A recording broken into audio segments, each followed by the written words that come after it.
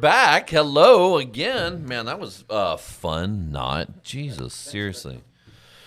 Yay, good morning. Yay. Tell me how can you hear me in your headphones? Turn me up in the headphones, yo. Louder? I can always hear you. Oh, yeah. Louder or softer, babe? You're good. Harder or softer? You're good. Right there? Yeah. Cool. Well, hello again. Well, Hi.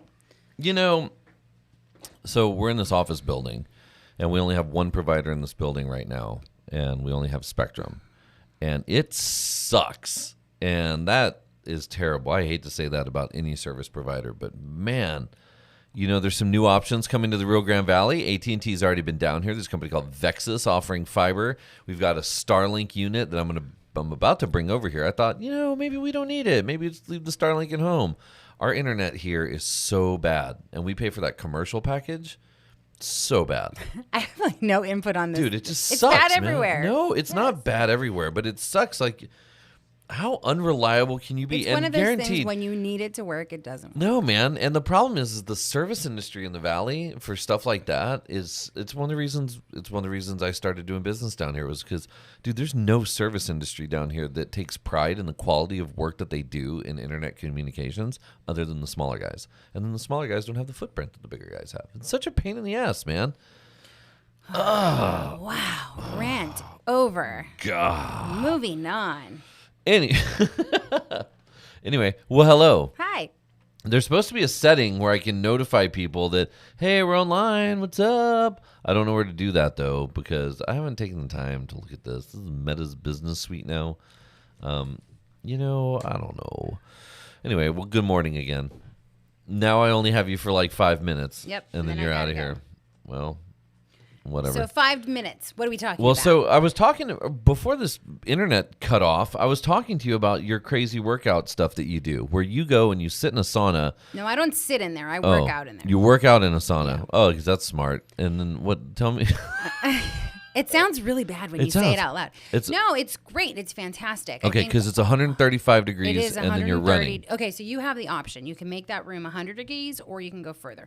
I like it at 130 because I feel like that's where my maximum sweat comes from. And sweat to you is equal to losing weight. No, this isn't a losing weight type of game. Oh. I do this, working out for me has never been about losing weight. The weight loss is nice, but that's mainly got to do with what I eat. I'm already bored. Me too. Yeah, it's just a lot of sweating. And so the idea is that the 15 minutes of working out in there is like equal to maybe 30 Do you think it really works, though? I feel better doing it. Because like I'm obsessed. I love it. I'm going in there every single day and doing it. Why not just run outside? It's the temperature today is supposed to be 107 degrees. I've got little notifications all over my desktop telling me about the extreme heat warning. Yeah. Where it's going to be not 135. So why not just run outside like a normal human being? No, normally I would be running outside. My knees are starting to hurt. Okay. So I can't run every day. And I have to do some kind of cardio every day so that I can tune out all the crazy in my head. That's a good reason to do it. I'm not, happy. Imagine Remember when you quit working out for a little while? Well, and then we had to go to therapy. Not why. Oh. No. That's not exactly how it worked out. But sure, Drew. You were doing 9 rounds though. You were punching shit. You're boxing. That was another really great workout. Yeah. And then you quit doing that, and then we had to go to therapy. No, that's not. No. That wasn't the timeline. I don't know. That's not why we went to therapy either. Do you want to tell everyone why you went to therapy? No, I don't. I don't want to get into this morning. Come on, I'd like let's to get remain into married it. for another little while. Little surprise action. No, it's because I married a man that I'm a second wife, and so it was difficult at first. That's why we went to therapy. It was hard. It was hard to let you know, hey, I'm feeling all sorts of stuff. I'm right here. You started this conversation. It's because I had kids. I had 3 kids and a crazy ex-wife. It was difficult. Yeah.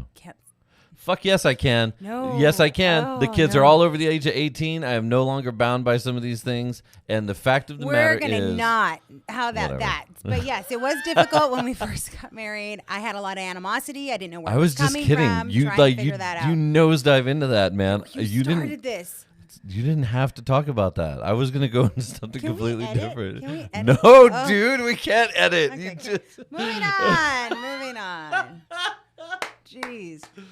The reason I was asking if you could run outside, Yes, I can run outside, but my knees hurt. it has to do with our amazing Texas governor. Some news that I thought was fantastic. Okay. Not fantastic. Fantastic, like, oh my God, I can clip that and talk about that on Monday. Okay. You know what this guy did? What? It's so, I don't even understand this. Governor Greg Abbott signed a bill that will nullify local laws mandating water breaks for construction workers in the state of Texas. Despite Texas being first, everybody, we're number one in work-related heat exposure deaths in the United States. Something like 40 deaths between 2011 and 2021. Unions expect the number of deaths to go up if mandated water breaks go away. Austin and Dallas have mandated 10-minute water every hour you get, or every 4 hours you get to stop for 10 minutes to take a water break. Every 4 hours? And San Antonio was thinking, hey, we need to do that too. You can't just drink water when you want to. No, but then the governor decided, because Texas, he decided that they were going to take that ability for local municipalities to mandate that, take it away.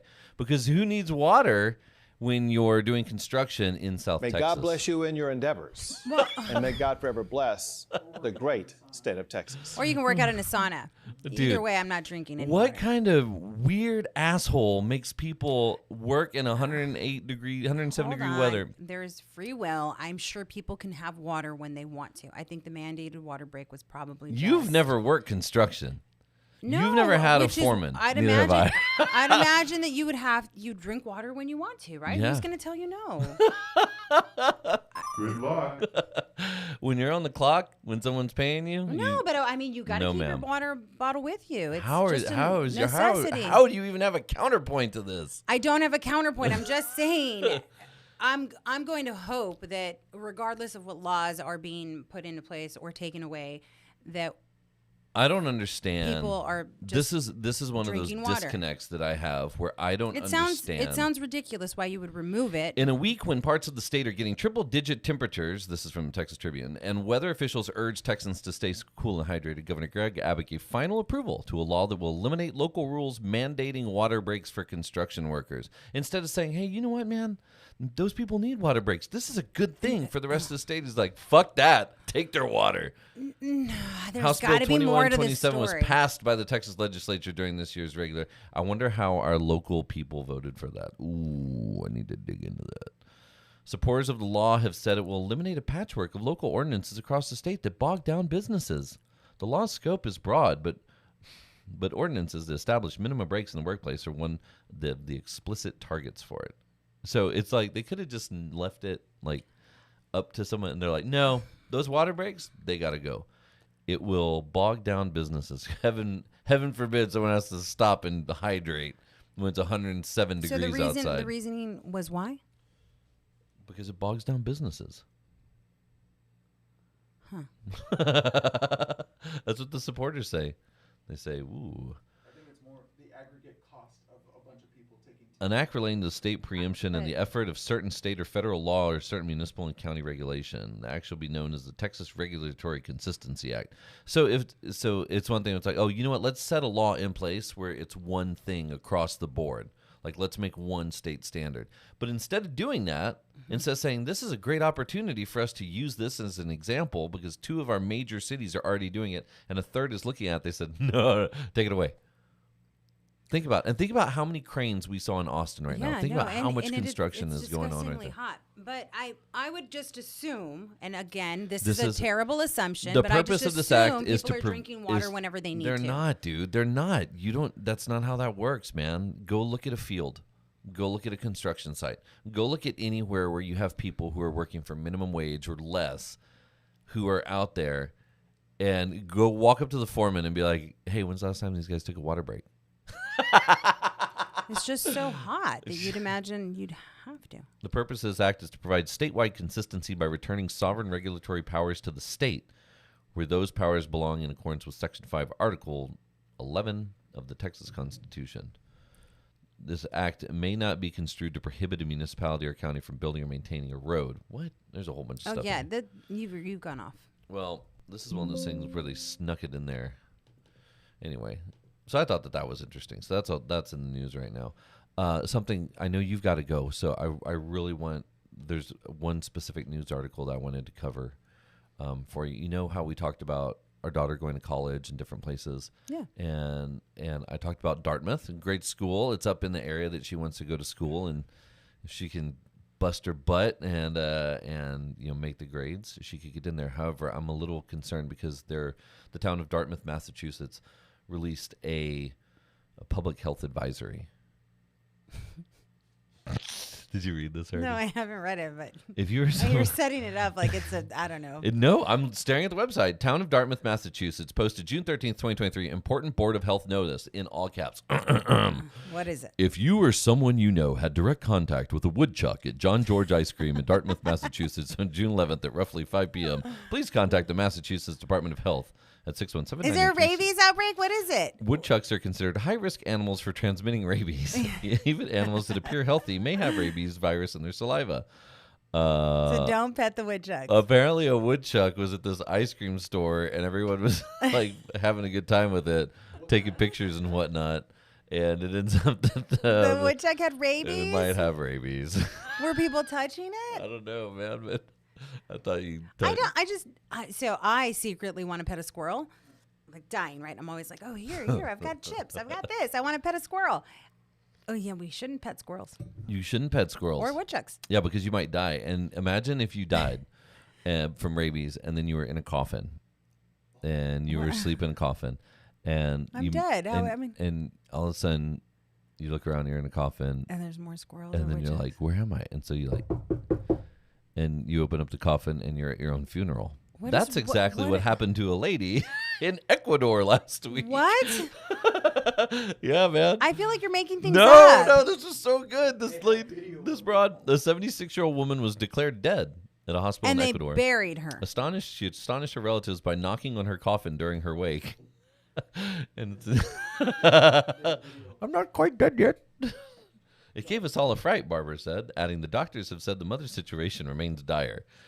How much more dire is it? I mean, she was buried. They were about to bury her, I'm assuming. Wow. But no, don't you, you go through embalming and stuff. How would she still be alive? I don't know, man. I don't know. They open up the coffin and they Died insane. I'm not quite dead, sir. Died insane. I'm not Crazy. quite dead, sir. Anyway, Wow. that's pretty. Okay, well, yeah, that's a lot. And on that news, it's time to go. Hold on. Do you want to? Yeah. Let's see. Oh. No, you took this all from lighthearted fun, and it got all weird. And now we're talking about woodchucks. I don't want to talk about anything that's like, blah. As states across the country move to make sure that their students are taken care of. Okay. What students? All students. All students. The 2024 budget from the Republican Study Committee, which is some 3/4 of House Republicans are members. Yeah, they're members. They have decided that one of the things that they're going to go after is free meals in schools. Republicans have decided that they don't want free meals in schools. Why? What is wrong with people?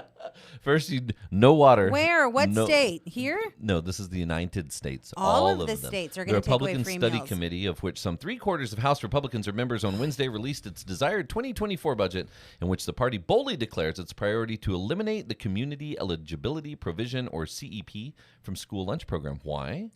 Because CEP allows certain schools to provide free school lunches regardless of the individual eligibility of each student. Of note is that CEP is not even something every school participates in. It's a meal service program reserved for qualifying schools and districts only in low-income areas.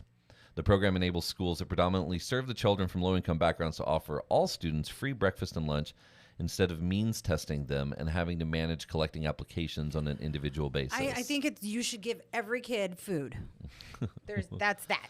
As with many universal-oriented programs, it's more practically efficient and, as a bonus, lifts all boats. This is what Republicans are looking to eliminate. It's the kind of provision that many would want every school to participate in. Why not guarantee all our children are well-fed as they learn and think about our world and their place in it?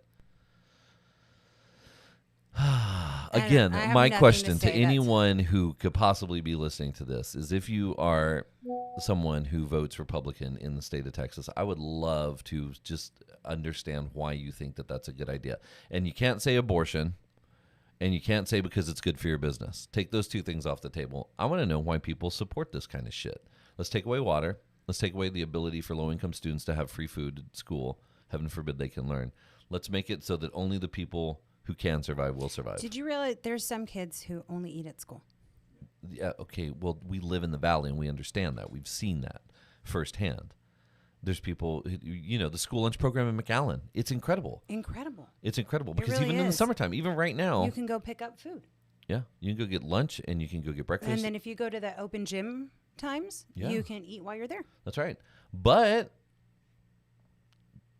3/4 of the Republicans have voted to go along with this. I'm curious to understand the reasoning behind that. Along with trying to stop schools from giving their students free meals, the proposed 2024 Republican budget includes efforts to, 1, cut Social Security and Medicare, 2, make Trump's tax cuts for the top 1% permanent. Remember trickle-down economics? You're not old enough. Yeah, man, trickle down. It's where if we give all the rich people tax breaks, then that money will filter down to the poor people. It'll trickle down to us. Oh. Yeah. You give me a tax break, what am I doing? I'm going to GameStop. I'm buying baseball cards. I'm just saying, it's, you give someone a little bit of money, that shit doesn't work. Impose requirements on, quote, all federal benefit programs like food stamps and Medicare. Work requirements for food stamps and Medicare. So let's say that you're a double amputee who's on Medicare. You're going to have a work requirement. Let me know how that goes. Bring back all of twice impeached and twice arrested former. This obviously has a slant to it. Bring back all of Donald Trump's deregulations, including the weakening of environmental protection, because it just bogs down business. It's like giving people water. I'm already uncomfortable. Just bogs down business. This is the world that we live in. Can we just talk about something else? We talked about woodchucks. I like the woodchucks. Yeah. How about Elon Musk, everyone's favorite Republicrat? I haven't. What it is. You know what he said? I stopped reading the news. Homeboy, I blocked any mention of Elon Musk on my Twitter. Then how did you find this tidbit? Because this was headline news. He wants to put chips in people's brains. Everybody knows that. Yeah, Neuralink. He's got a whole company. What does it do? The chip does what? It allows your brain to talk to devices.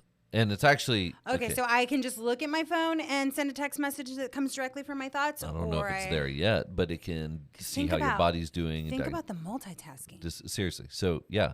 But he also turned around, and Ted Kaczynski? Do you remember Ted Kaczynski, the Unabomber? Yes, he died. I think it was... 2 weeks ago.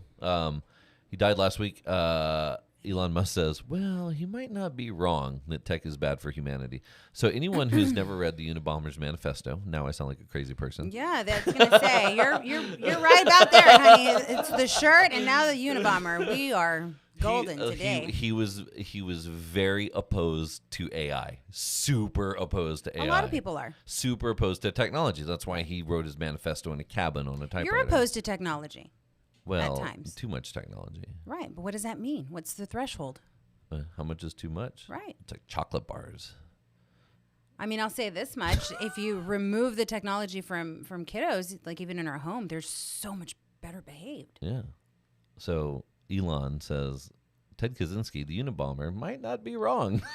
But he still wants to put the chips in people's heads. Yes. I mean, I have to say, it's interesting. Yeah, as long as you subscribe to his Facebook. Or whatever it is, Twitter, whatever he owns today. It's Twitter. Yeah, I don't know, man. So that's kind of interesting. That was interesting. Yeah, we are back online, and we are streaming, and people are watching me awkwardly shift around. Like, how do I get him to stop talking? I've heard that that's one of people's favorite things to watch is you awkwardly shift around. I'm trying to be a little more blank. Like, I'm showing zero emotion with this. Yep. It's hard. We have 5 viewers. We're getting some LOLs. Unhinged Drew. Yeah. Yeah. Drew's lost it this morning. It's a tropical sunshine shirt. It's my shirt, dog. Hell yeah, it's my shirt. Hell yeah, man. Yeah. Grow up. Let's not encourage him, Eli. In other news, there's so much going on with. I think I was more fascinated with Donald Trump's bathroom where he locked up all his documents and stuff. Did you see what Kevin McCarthy, the Speaker of the House, said? No, what did he say? He said, what do you think he said? He loved the chandelier. He was like, that toilet's low enough for the ground and for even me to poop on. His toilet was really low to the ground. I don't think I paid attention. Maybe it was the angle of the photo. The angle of the dangle? Yeah, because I think toilets are standard size. No, You don't get a mini toilet. You can get a low toilet? Yeah, if you have a small wiener. What does that have to do with the Because toilet? Donald Trump always talks to them about wieners. What? So maybe it's his toilet. Maybe he just wants to do squats. He's Maybe. maximizing his time. It's like the angle, right? I Maybe don't know. Like knees up. Well, there's that squatty potty that people use. Do they? Does it help? I don't know. I don't do those things. Oh, Use Eli it. used Does it work? It. Hold on. Eli can. Yeah. PTZ to Eli. Did it work, Eli? Oh, look. Tell me about the squatty potty. It sort of works. All it does is help you get into a better position. Well, I mean, I think it's better position. It's about how much you have to poop either way, maybe. Like the camera immediately goes off of Eli. PTZ to guest. Oh no, you've got control. I don't have control. There we go. So no, he said that it was perfectly okay to have those highly sensitive documents in the bathroom because bathroom doors have locks. Oh, well. Speaking of, you know how I talk about I do that alternate education with the kids? Yeah. Dude, listen. Has your son shown you what he knows how to do yet? No. What is he doing? He knows how to pick the locks on the bathroom doors. Smart little guy. So I'm in there reading the news. And he Freaking busted in? Yeah, He's not passing you notes through the bottom? No, dude. He just goes pop and opens the door. I was like, bro. It's a consensus that you spend too much time in there. Well, I mean, That's a consensus. it's my happy spot. Find another happy spot. No, man. He picked the lock on the bathroom door. Smart kiddo. Yeah. It took me a long time to figure out how to get those locks. He didn't pick the lock last night when he was puking all over the hallway. I was going to ask you was if the you I was ghost. going to ask you if you think it was the ghost.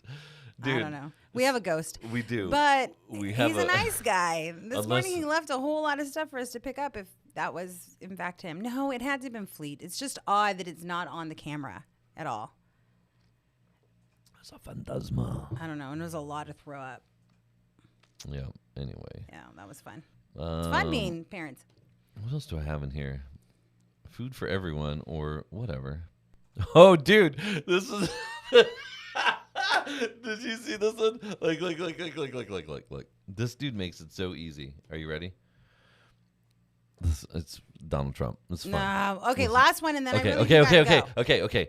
You know we've been to Miami and we've eaten at the Cuban restaurant Versailles. Yes. Oh, the place is It's great. so good, It's yes. so good. I'll never eat there again now. But Why? Because Trump had his little party there. What? Anyway, no, I'm just kidding. Their food's real good. Yeah. But he rolls in after his arraignment or whatever it was, his indictment, and he's in there, and he hightails it over there. And there's a lot of speculation on why he went to Versailles. Was it because he really loves Cuban food? Or was it so that he could? Everybody loves Cuban food. Or was it so that he could get the support of the Latino community? Or was it so that he could taint as many local jurors as possible, so that they couldn't sit on the jury during his trial? Either way, homeboy rolls in there. He rolls deep, right? It's got like 9 cars in there. There's cops everywhere. He goes in there, and I'm gonna play the sound clip, and we'll see if we can hear it. Tell me if you can hear this. Yeah, okay, you ready? Here it goes. Are you ready? Are you ready? Food for everyone. Food for. He rolls in the restaurant. And he says, "Food for everyone." And everyone's like, "Yeah." He's like, he's gonna buy everybody in the restaurant food, and then he leaves. So he didn't pay the He bill? didn't pay the bill. He bolted. And so, Who does that? I know, Tommy. That's what I'm saying. That's not very nice. Food for everyone. Yeah, man. You know what could have been cooler? If you started throwing paper towels at people after a hurricane. Oh, this is great. When you hear the phrase food for everyone, what do you imagine? Food for starters, like comes to mind. That's something vaguely edible, at least. Nourishing, perhaps. Delicious. The qualifier for everyone would further suggest the availability of such items is not only imminent, but it's also being done at a scale that will include every single person in the vicinity of whoever's making this promise. There's also an unspoken element of saying this type of shit, namely strongly that implies that no one will be tasked with the annoyance of, having to pay the bill of what's been promised. Either Donald Trump, who is seen in the embedded footage below shouting out this exact phrase, is in a famed Miami-based restaurant. He was in town to plead not guilty after being hit with multiple felony counts. Food for everyone, he said at the restaurant. And walked out. And walked out. Wow. He was there for 10 minutes. And Did then he he said, eat? quote, "There's no time for anyone to eat anything, much less place an order." And he bailed. So he didn't eat? He didn't. Himself. He- What? Why did he go? Food for everyone. Dignity for no one. It's going to be a great 2024. I don't know, man. He had stuff to do. How do you walk in there and not eat, though? It's a gangster, dude. Food for everybody. Peace.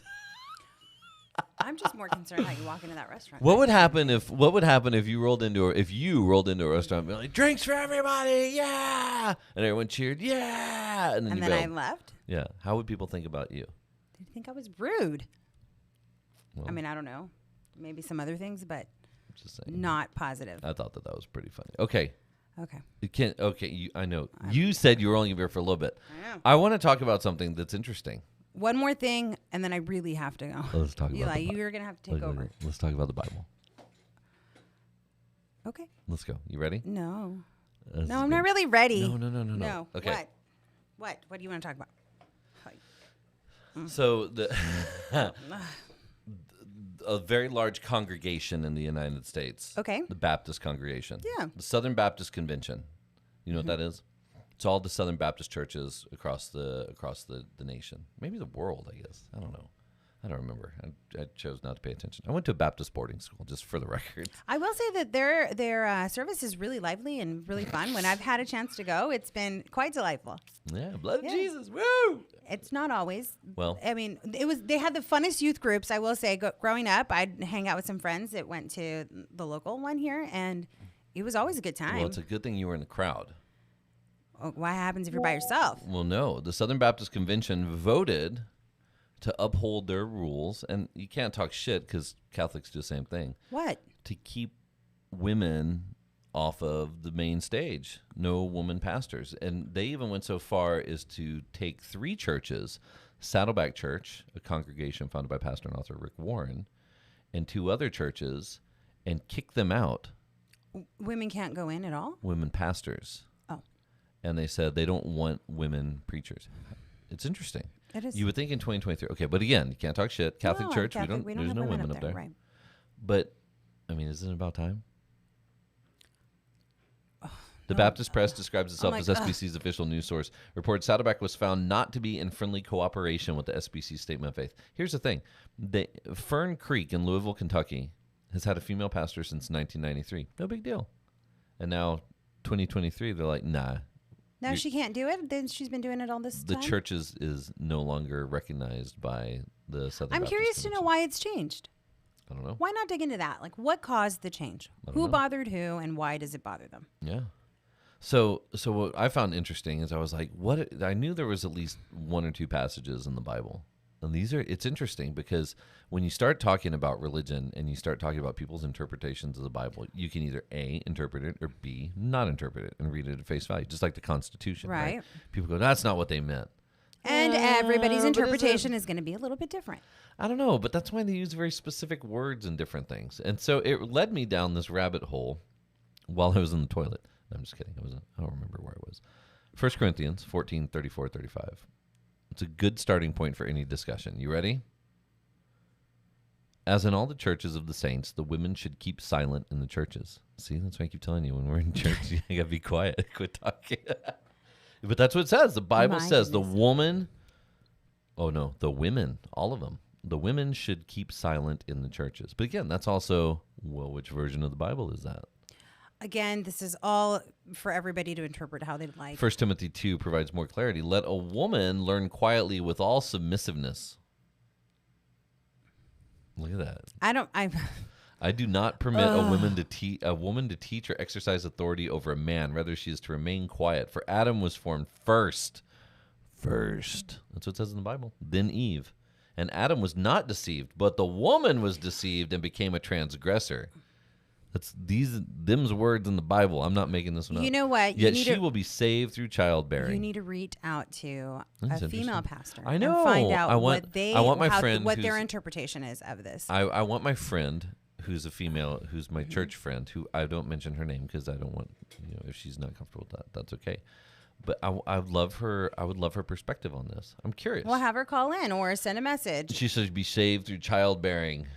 and I will cause hostility between you and the woman. I do between think that you a and her lot of offspring. things have changed. Dude, We're no longer living in the those Bible. times. No, but this is what it says. It says right here. The book was written a long Listen time to this, ago. man. I will sharpen the pain of your pregnancy, and in pain you will give birth, and you will desire to control your husband, but he will rule over you. Oh my goodness. That's what it says in the Bible. Genesis 3:15-16. Dude, what's up? Look, I'm I getting gotta go. You're kicking me under the Yeah, table. now I'm Come like on. flustered. I don't know what to tell you. I don't interpret things like that. Can I rule over you? Absolutely not. But the Bible says so. The Bible can say what it likes, and that's that. We have a whole different dynamic at home. You can't see this one. Look, hold on. Oh, no one can see my Look, face. I'm no, hoping. no, look. She's sweating. I'm not sweating. I'm not sweating. I am looking at you like, please stop talking. You've offended 4,000 people this morning. How can I offend people if I'm actually reading scripture from the Bible? Oh my God. Is the Bible offensive? Just stop. I love you. I've got to go. You know that I only brought these up just to see how quickly I can make you sweat. Well, Hotter than 135-degree sauna. you've push-ups. succeeded to making me very uncomfortable. I don't have answers for you. I know that we interpret things a little bit differently. When you read it that way, though, it makes you sound a certain way. But so be careful with that. Okay. With that Would you said, say- I would encourage you that you find a This female is just pastor talking over that me. can come and give a better. Would you say that that's a passionate subject? Absolutely, it's a You want me to passionate talk about passion? No, I don't. What's the passionate subject? This is a passionate subject. This preacher, So late. his name is Kent Christmas. Nope, we're not going there. Nope, we're not. Absolutely not. All right, it's been a lovely morning. When's the internet going out again? Nope. No. Kent Christmas says you need to get some No. passion. No. He says Republicans need to get some passion. It's so bad. It's It's so bad. But hold on. But this is the thing is that there's a whole group of people that follow this stuff and they're like, absolutely yes. This dude, I'm gonna look at Eli because he's not sweating. This dude says that people are not passionate about Donald Trump and they need to get more passion. You want to know why the Muslim faith has had its advancements? It's because the Muslims were willing to die for their belief. They were willing to strap bombs to their chest. They believed in the afterlife. God, give us some men and women that'll get a hold of some passion in their spirit that says, I will lay down my life for the gospel. Woo! Oh my. Okay, but let's take a look at this through his eyes. Through whose eyes? Dude, this homeboy right here. That's passion. Like if you're willing to go that far for something you believe in, it's crazy, right? But the world that we live in right now, if you look at what's happening with all this, the thing that shocks and terrifies me about this is that if you look at all this indictment stuff that we're talking about, you look at the stuff in the bathroom, and you look at this guy who was the president who's holding top secret documents, sitting across the table from someone, just like you and I are doing, and he's holding them up, and he's saying, "Hey, these are secret. I'm not supposed to show these to you, but check this out."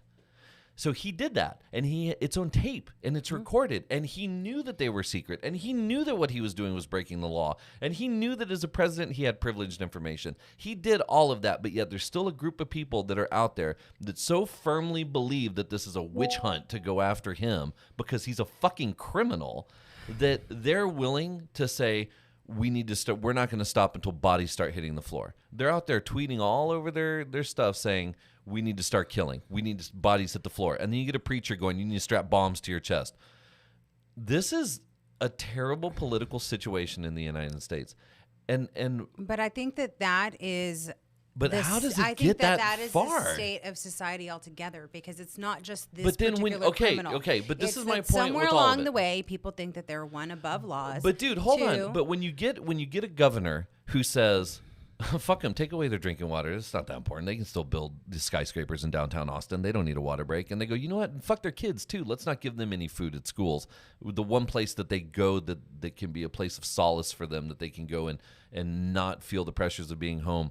Oh no, let's do that. When you have people in power who are taking away everything, and then they're turning around and then they're doing the stuff that they're doing, it's not a good thing. And there's nobody bridging that gap, right? There's no one who's saying, hey, Greg, fucking Greg, you've gone too far. Chill out. Instead, he's got this guy going, you need to strap a bomb to your chest. You need to get some passion, brother. It's like you have this whole group of people that it seems like they just don't look at the effects that their words and that their actions and that everything is causing. And I don't understand. Again, I don't understand why someone who pulls the Republican ticket, why they think that's my guy, why they think that's my party. Those are the people I want to get behind. Fuck the kids and their food. Fuck the workers and their water. Strap bombs to our chest. Let's get crazy. I think that what you're saying sounds very extreme to the point where, although I agree with you on most subjects, it's making me uncomfortable. Did you And not see the trains of people driving up and down the street with flags? But perhaps meeting that energy with this energy solves nothing. Well, I'm curious because I'm curious to understand why it's happening. Two people that align the same most of the time, and I feel uncomfortable. So I want to understand. It's a tone. It's a respect. It's how we decide we're going to speak to one another. But the thing is I want to understand. Until we can all be respectful of each other. This is really hard. But part of that is being empathetic and understanding. Why do you think that way? Why do you feel that way? Let me understand. Let me learn why you think it with that tone, and you get a lot further, right? So when thinking, I'm not going to call a friend and be like, hey, I don't have a counter argument, right? Because I agree, people should have water. I agree, we shouldn't be taking things so passionately. I agree that we should obey the laws. I agree that there's right from wrong. I believe that we should have church. We should have a foundation of something that's bigger than us, and that we should try to maintain just a solid foundation of being a good person. That's right. It's when people start speaking to each other in these tones and get louder, it makes people uncomfortable. And even it just happened now. But you're very passionate about what you're saying, and it's making me uncomfortable. I know. So how do we have a conversation on a bigger level where we don't feel uncomfortable and we feel safe enough to voice our opinions? It's a difficult thing to find. Absolutely.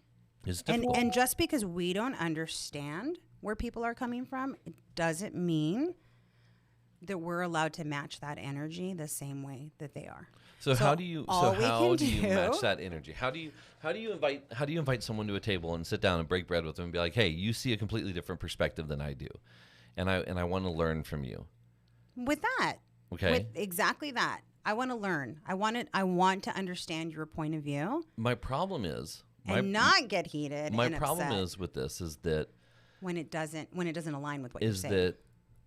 Is that I have found that there are a lot of people that if you ask them, "Hey, I want to learn from you," that they're more than willing to share with you, but they're not open to what you're saying whatsoever. Remember that you were the one that asked, "I want to learn from you." Nowhere did they say, "You know what? Hey, that's a good point. I want to hear your opinion now." Yeah, you're right. You're right. And I have never had. I will say never because it's been because I've gotten a lot of trouble on Facebook before. And you've hated it because absolutely hated it. Because this entire conversation is making me because cringe. I've said, "Hey, I'm just curious why this and this and this," and it lights up a whole string, and I'm genuinely curious. But are you genuinely curious, or do you like the shit show that happens? The shit show's fun, but right? I am genuinely curious, and my mind's been changed about some things. It's because when you dive into it, it can get really fascinating. But I have never had someone from the MAGA tribe say, "Hey, I'd like to understand your perspective. I'd like to understand why you think it is the way that it is." And that's part of my problem with everything that I've seen is that there's no one who's doing outreach on that side. And imagine at a greater scale. But imagine if there was a candidate that came out and said, "Hey, you know what? I'm willing to work with you all. I'm willing to understand your perspective. I'm willing to meet you in the middle." They're not putting candidates up like that. They're not. I mean, look at the people that are running for Republican president right now. This group of people are not the group of people that are turning around going, "I want to bring you in. I want to understand who you are. I want to understand what it's like to work in the fields in South Texas. I want to understand what it's like to be a construction worker in Austin in 114-degree heat building a skyscraper and you don't get a water break." You don't find people in the conservative party who are turning around asking those questions. Instead, they're turning around and they're But same could be said from the other party, where people would make these assumptions that Republicans hate all Democrats, or that they don't want people to live happy lives or blessed lives or whatever. I think that we both parties have this thought that's gone completely out of control, where we can't respect one another and each other's views. And I honestly think it's about tone. It's about tact. It's about looking across the room and remembering you're a person and what you think matters and what I think matters. And if that other person doesn't ask the question, then let that be.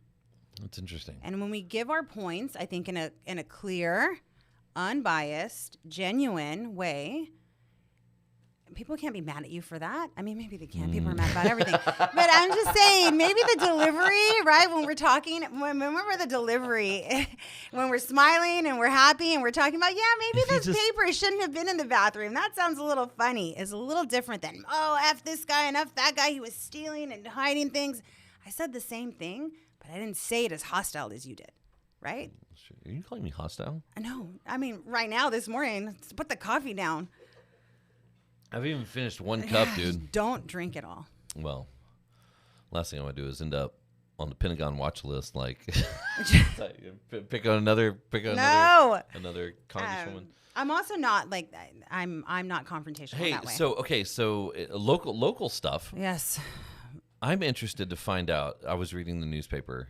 I was reading about what's happening with the budget for McAllen ISD. What is happening with the budget? Well, apparently they got the budget. Good stuff? Well, I mean, I don't know. We're going to find out. So there's a $2 million deficit that McAllen ISD has coming into... A deficit, okay. No, not deficit. Sorry, surplus. Surplus. They've got 2.2 million, I think it was. Awesome. So what kind of things can we expect? So what's great is you have this one, I would say, school board group that did a pretty good job in the sense that they're walking away, leaving an extra $2 million on the table. That's great.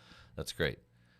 Let's see what happens. Yeah, I'm curious because there was a lot of talk about teachers need raises, and they released this survey where they pulled all the teachers in McAllen. They said the number one thing is they didn't feel like they were getting paid what they should be getting paid to do the work which that they do. I think is a constant. But that's the hardest job. That is the hardest job. But no offense to teachers, that's every job. There's a lot of people. Yeah, but teaching kids is not an easy situation. No, you can't. In my opinion, you can't pay them enough. Like to pay them, like I just think about trying to teach my kids something. Well, it always like it comes back to me. I think about you want to pay the person, you're going to leave your kid with someone for 6 hours a day, 8 hours a day, whatever it is.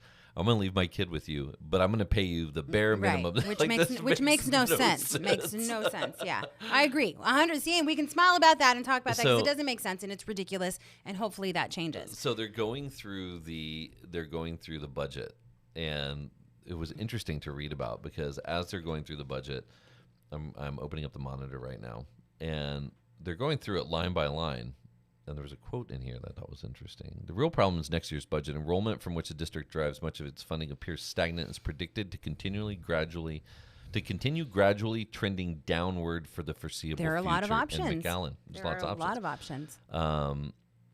After beginning the process with the $6 million deficit, McAllen ISD is looking at a budget that gives a few days over that requirement, about $2.2 million the board can use. That's pretty cool. So $2.2 million. We're not seeing the population growth that's boosting enrollment in other areas. So you've got FAR's killing it. I think it's growing tremendously. It is.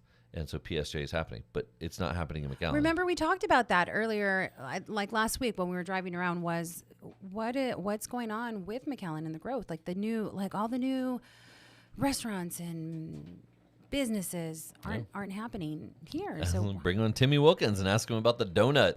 Ask him about the McAllen donut. But listen, Tim may be a controversial figure who still has yet to sit in that seat with an open invitation. Let's all work on our tone. But if you look at what he was saying, a while back, and you look at what's happening in McAllen, I mean, it's apparent there's just not a lot of growth happening in McAllen. Don't know why. Wait, there's got to be a good reason. What would be the reason why there's not a lot of growth?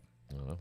With expenses for personnel accounting for some 4/5 of McAllen ISD costs, the grim arithmetic that's become apparent from a series of frustrating budget talks is that the district will have to shed employees if it has any hopes of continuing to pay the remaining ones competitively. That's hard. This is what's in the monitor right now. Yeah, Matt Wilson. You know what's great is I've got 3 or 4 friends named Matt Wilson, and Matt Wilson from the Monitor has the most country accent of all of them.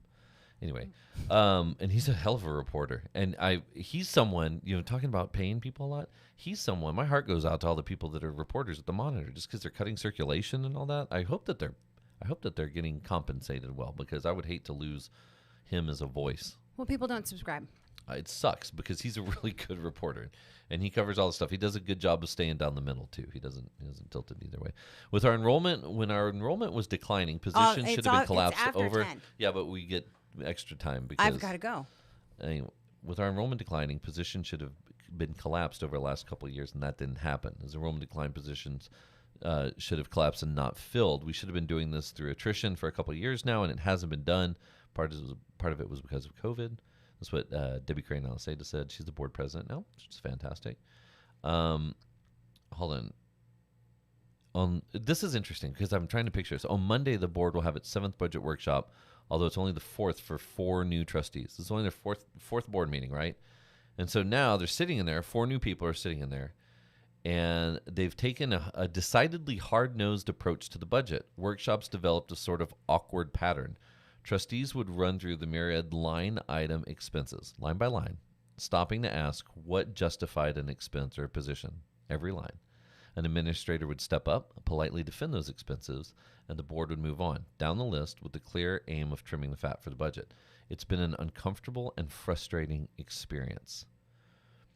This is the worst position to be in as new board members, Trustee Erica De La Garza Lopez said Monday, and I feel like our hands are tied. And what do? I mean, the prior actions have led to this. So I think everybody's learning. There's a learning curve. With that said, I'm off. I've got to go. I'm gonna keep going for 10 more minutes. No, we've got to give people the grace to learn, and that's what a new position takes. Some learning. It takes a little bit of time. Be patient.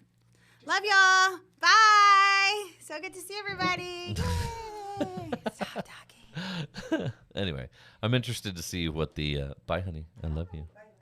Have a great day. Stop talking, she says. I'm interested to see where this will go. The district last week reassigned a dozen employees, which the district believes will save it some $842,000. And those employees will keep their salaries for a year. So I'm interested to see where this goes. I'm excited that there's some new blood on the board. It doesn't sound like they have an easy task, but also sounds like they're being a little micromanaging. So we'll see. We'll see what happens. That being said, I guess I will stop talking since I was told to do so. But that was fun. I got her a little heated up there, huh?